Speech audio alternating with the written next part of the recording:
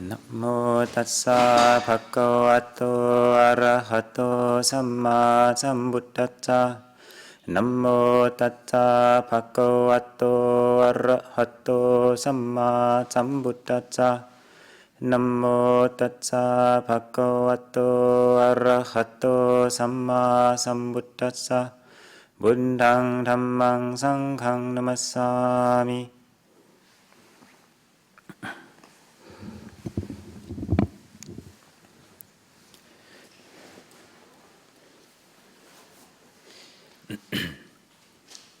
So I'd like to take leave of Luang Por and the Sangha to say a few words on the Dhamma today, express my appreciation for this occasion. This is the first Sunday Dhamma talk of the what we call the Pansa or the Vassa, the Rains residence, the Rains retreat of this year.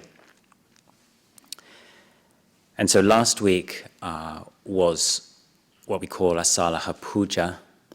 And many of you know it was the quite monumental or monumentous event when the Buddha taught what's called the first sermon. He taught this group of 5 friends who had been practicing with him over many years the essence of his Dhamma. During that, one of them realized enlightenment to a certain degree, which is another important factor. And in a sense, since then, it's been very significant in our calendar as the establishment of this Rains retreat began on that day or the next day. So in a sense, it's a sort of, certainly in Asian countries, a very big event, a sort of 3-day merit-making extravaganza with hundreds of thousands of monks ordaining temporarily for the Rains retreat, people going to monasteries, and more now there's a kind of new wave of meditation practice, Dharma practice, listening to Dharma talks, and really trying to understand the essence of what the Buddha was teaching. And so, just to say right now, then, for myself, I feel very happy to be able to share or come and join this community for this Rains residence. And it's a lovely thought then to think this really goes back now 2,500, 2,600 years that we've been keeping up this tradition, and we have these events or these ways of marking time and significant moments in our life, both for the monastic community and the Upasaka Upasika assembly, the layfold. So Asalha Puja and the Dhammacakka is very well known. In a sense, it's a very sweet story. What was going on, the Buddha was teaching his 5 friends, or his 5 companions, or more like his disciples, had been practicing with him.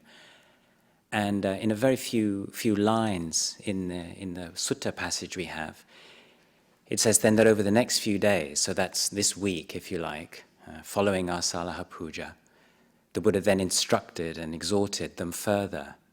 Sometimes 2 of them would go for alms and bring back food for all 4 of them, because there was 5 plus the Buddha, so there's 6 altogether. Sometimes 3 of them would go for alms and bring back food for the other 3. And so during that time, the Buddha explaining, expanding on different themes, putting it in different ways, more and more, to a point when then what's commonly referred to as the second cardinal sutta, or the second great teaching regarding the characteristic of non-self, he taught that, and at that point all the 5 ascetics attained full enlightenment. So I don't want to go into that discourse, but it's a lovely thought, just that image, and it comes across in just a few lines. So in a sense, last week's Dhammacakka day, and so now it's kind of moving towards that Anattalakkhana principle. But actually the story is one which I find very, very moving. It's like the great drama of how the Dhamma is, the context that the Dhamma is put in. We have the Dhamma in terms of just the bare bone principles. We're all familiar with words like 4 Noble Truths, Eightfold Path. But it's set in this amazing context, and the context is this search, an individual search for enlightenment.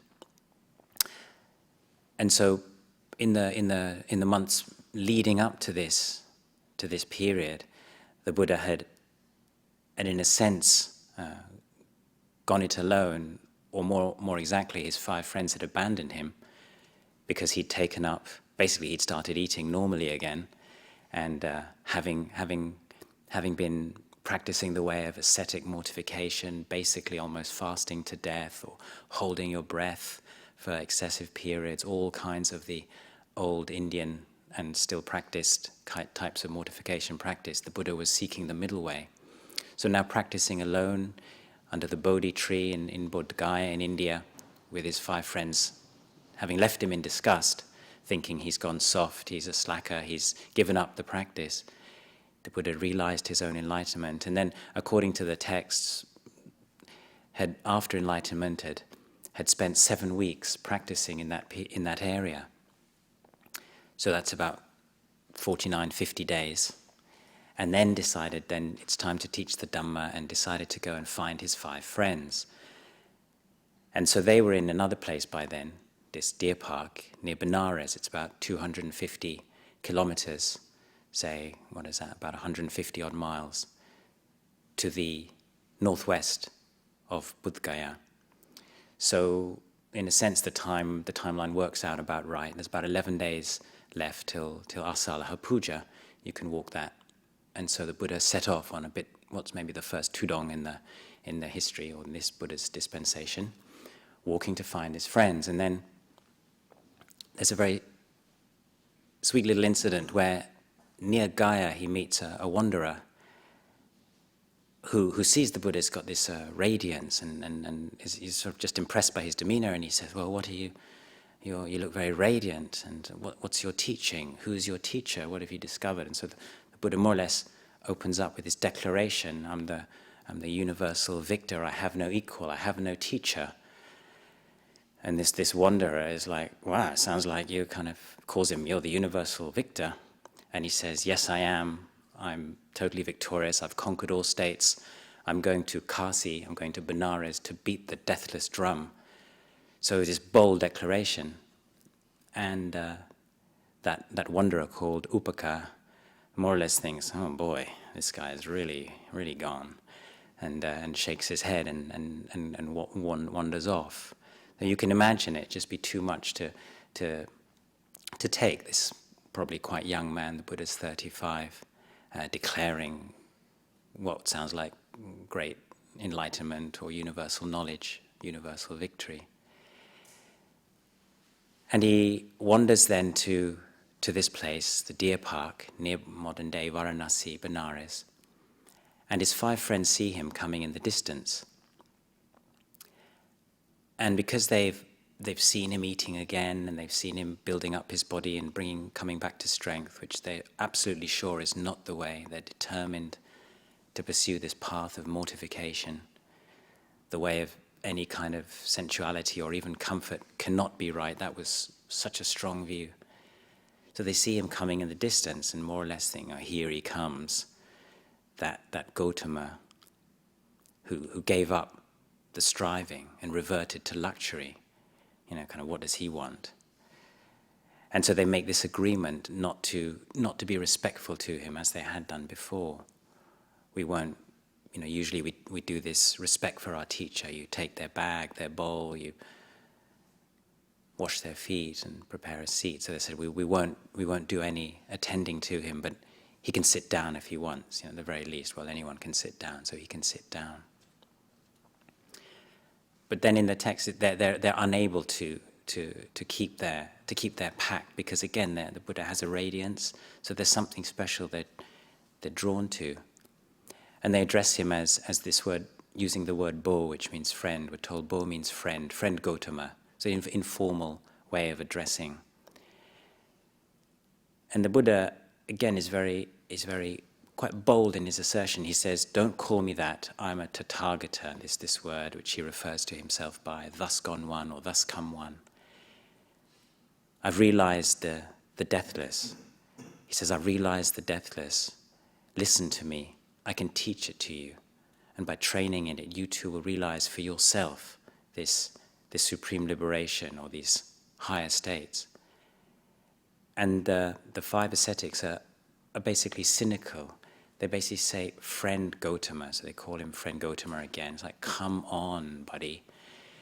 Even when you are practicing ascetic mortification, austerities, you never realized any state, any higher state, anything worthy of the noble one in any noble state. So how can you, now that you've reverted to luxury, claim to have realized any higher state? And he says, I have not reverted to luxury. Listen to me.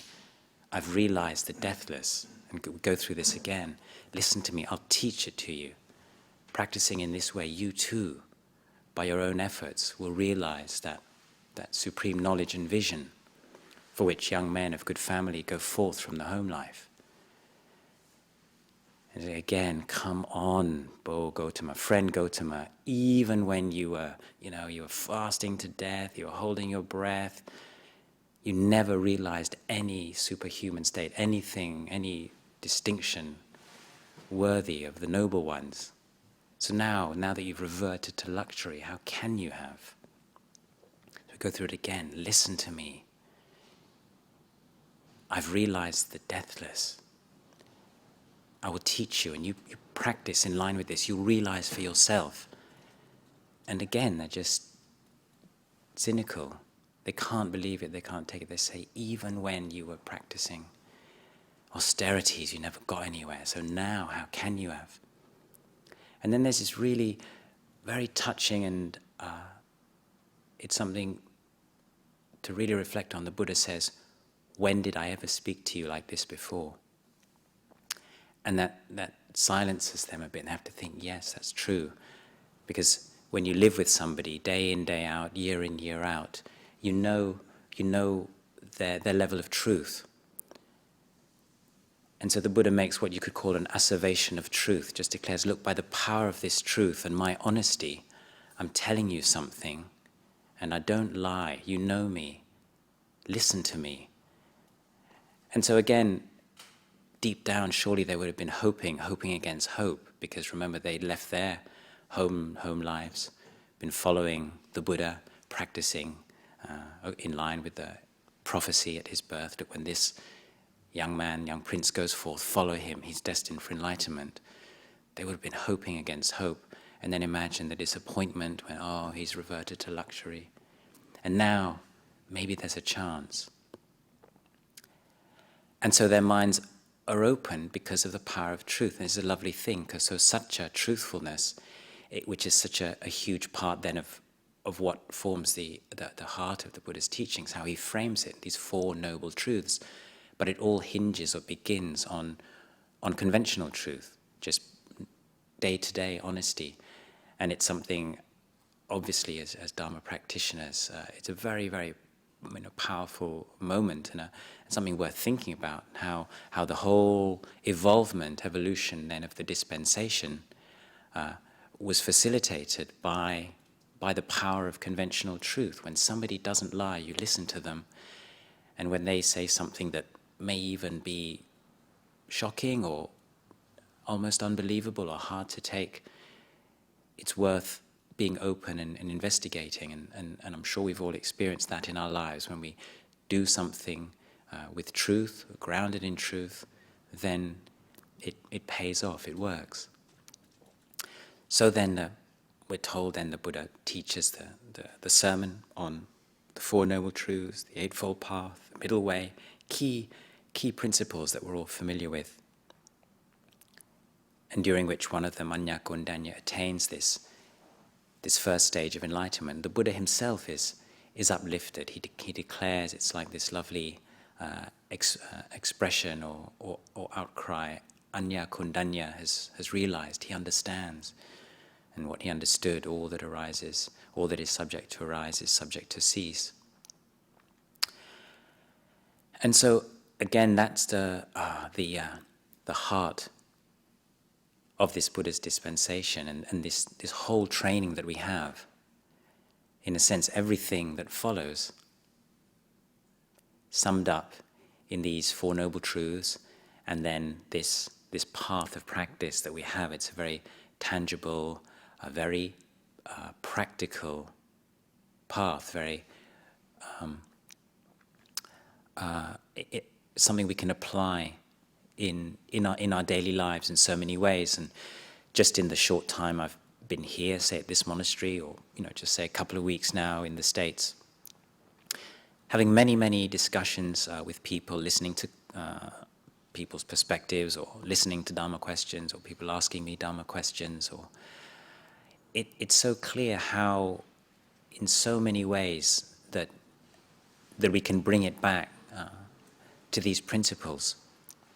And whether it's something, just for example, yesterday somebody was asking about, how to relate to the world. There's so much suffering in the world. We want to find out about it, know about it, have compassion, yet at the same time not just be, thrown around by all the dukkha that we can see everywhere, and respond in a way which is somehow appropriate. Of course, we want to do our little bit to help the world, but we know we can't save the world.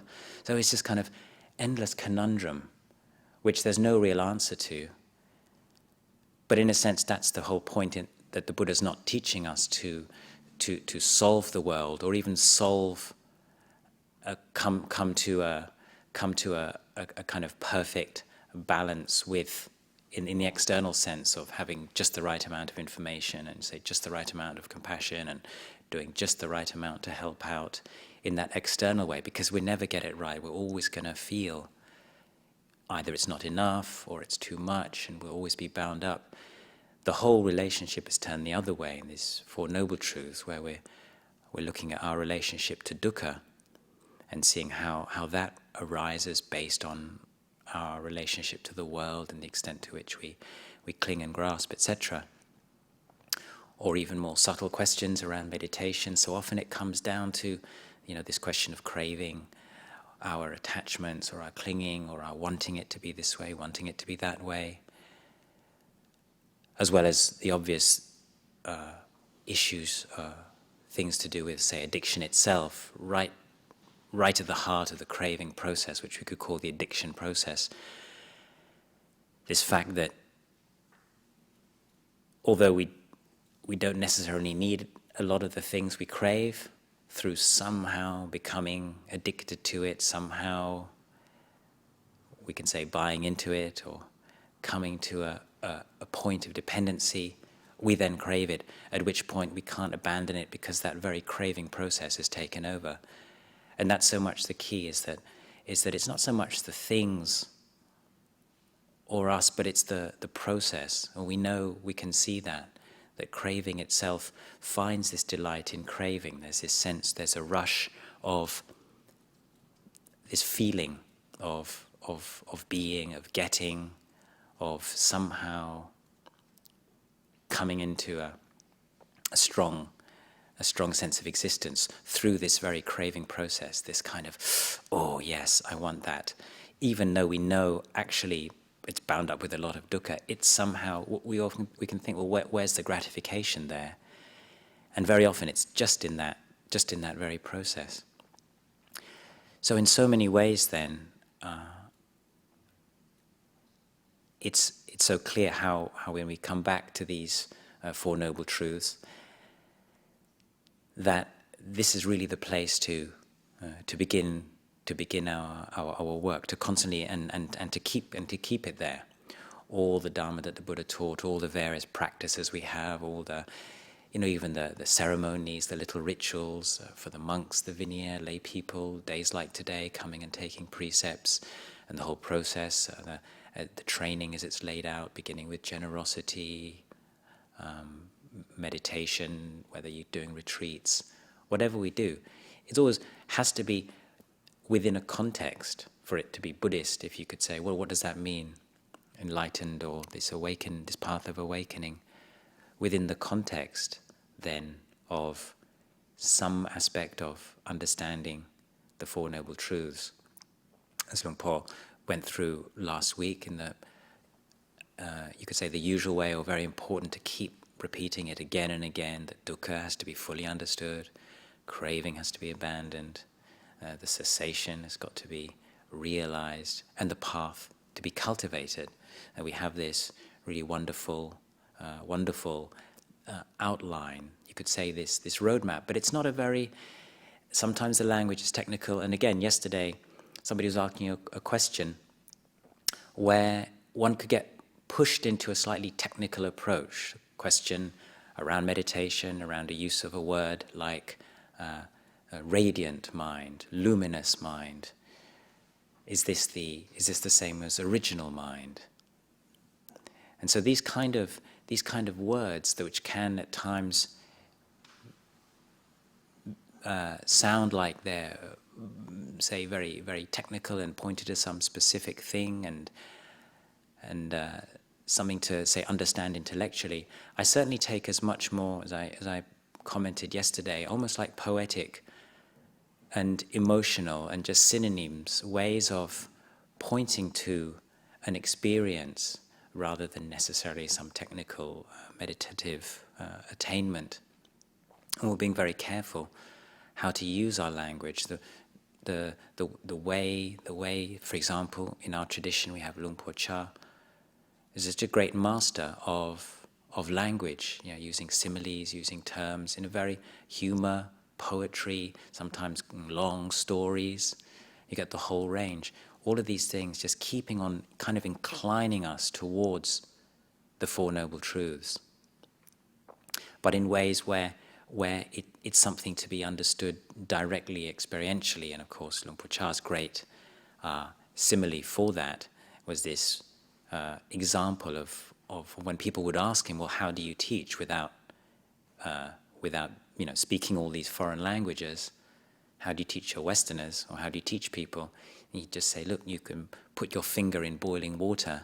A Thai person calls it nam ron, a Lao Isan person calls it nam hon, a Westerner calls it hot water. But everybody knows the feeling of boiling water, and that's the point. And so I think certainly we're great thinkers, most of us, I'm sure. And that's definitely one of our, when we come to meditating, one of our big obstacles. But we can also use this intellectual mind, this capacity we have to think and reflect around concepts, to also see the limitation of them, and to take all these teachings, this whole range we have, and rather than trying to figure out, well, is this one the same as that, and this teacher says that, and how do these things go together? Very often it's to do with getting the feeling of it, getting that flavor of the letting go. Now I've been with our teacher, we call him our teacher, one of the senior monks in our Sangha, or the head of our Sangha, Luang Por Liam. And it's been very interesting when traveling with him, listening to how he's been teaching, and what are the particular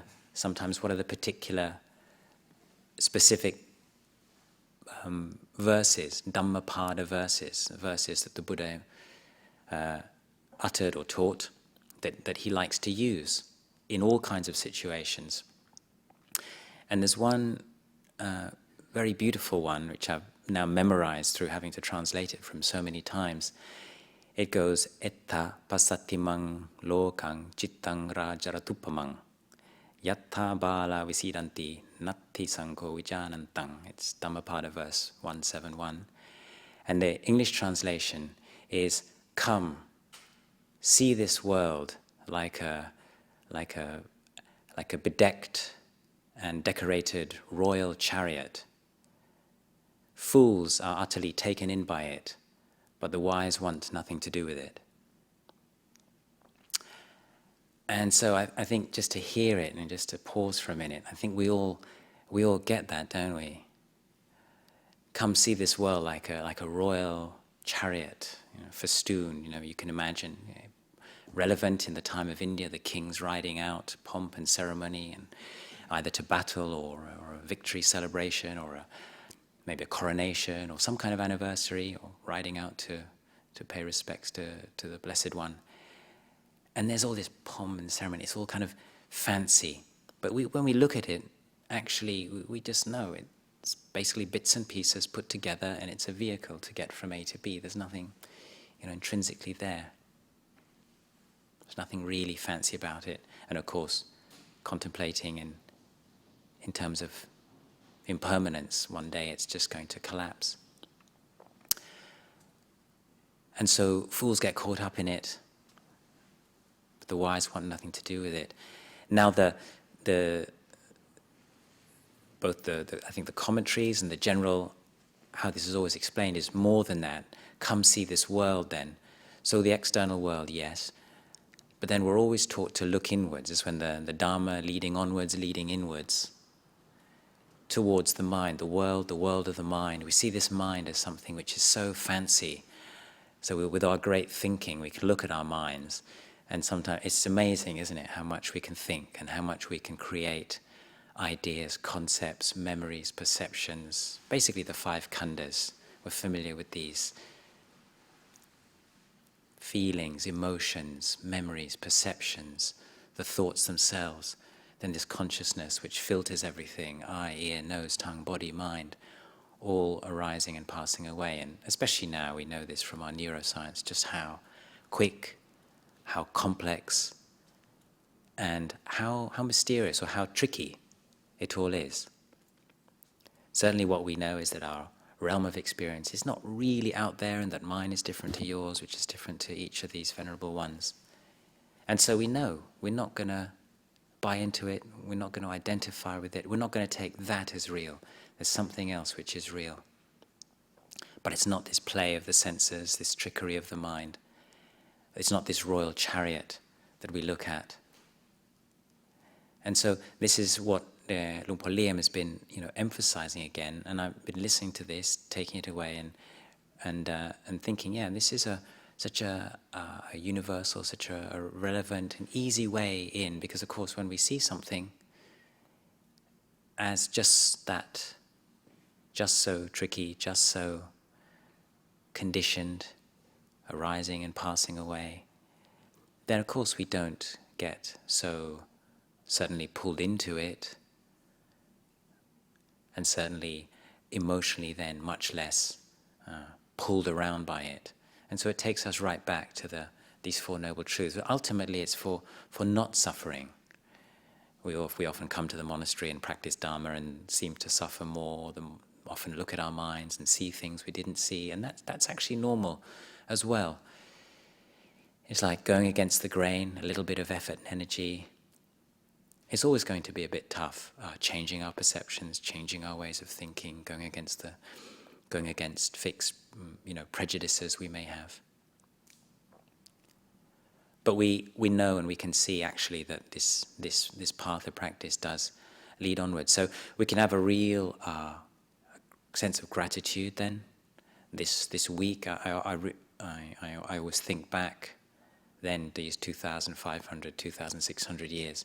There was a group of individuals, for whatever reason, managed to come together. The Buddha, Anya Kondanya, the other 4 ascetics, absolutely dedicated to realizing truth, and managed to, using the spiritual qualities that they'd built up and the conditions of the time, managed not to lose heart, not to give up, keep it going, and then, in a sense, give birth or give rise to this sangha which we come to inherit today. It's been passed down to us all these years, with a real lineage of practice, not just say of beliefs and things to do, but a real way that we can cultivate and train our mind, right down through to Ajahn Chah. Next year sees his celebration of 100 years of our teacher's birth. So for many of us it has a feeling of something special. Again, it's just a convention, just time passing on one level, just 1 year, just like any other. But again, we give these things importance as a way of raising up those things which are truly important, and that for all of us is going beyond suffering, dukkha. So I'll offer these few words on today, this first Sunday.